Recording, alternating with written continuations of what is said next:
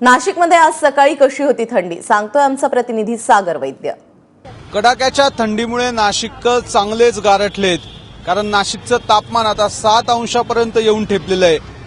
शनिवारी सकाळी नाशिकमध्ये 7.5 अंश तर निफाडमध्ये तब्बल 6.4 अंश सेल्सिअस पर्यंत तापमानाचा पारा घसरला। साहजिकच कडाक्याच्या या थंडीचा परिणाम आता नाशिकच्या जनजीवनावर होत असल्याचं पाहायला मिळतंय। आपण बघू शकतो, मी आता रविवार कारंजा परिसरामध्ये आहे। भल्या सकाळी ग्रामीण भागातून शेतकरी या ठिकाणी शेतीमाल विकायला येत असतात आणि कडाक्याच्या थंडीमुळे सर्वाधिक त्रास जो आहे तो या शेतकऱ्यांना होत असल्याचं पाहायला मिळतंय। मावशी, मला सांगा, कसला व्यवसाय आपला, कुठून आला आणि थंडी कशी आहे?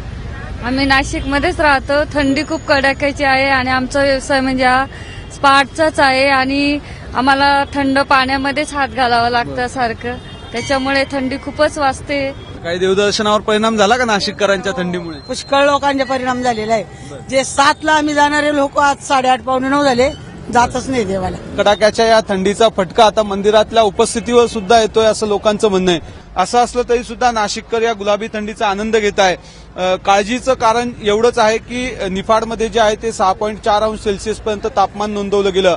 खरं तर आता द्राक्षाच्या फुगवणीचा काळ आहे, द्राक्षाचे मणी विकसित होत असतात या काळामध्ये आणि कडाक्याची थंडी पडल्यामुळे या द्राक्षमण्यांच्या विकासावर परिणाम होईल। त्यामुळे शेतकरी जे आहे ते द्राक्ष बागा वाचवण्यासाठी सध्या धडपडताना दिसत आहे।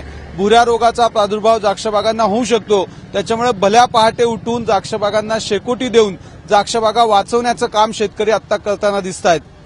कॅमेरामन किरण कटारेसह सागर वैद्य, एबीपी माझा, नाशिक।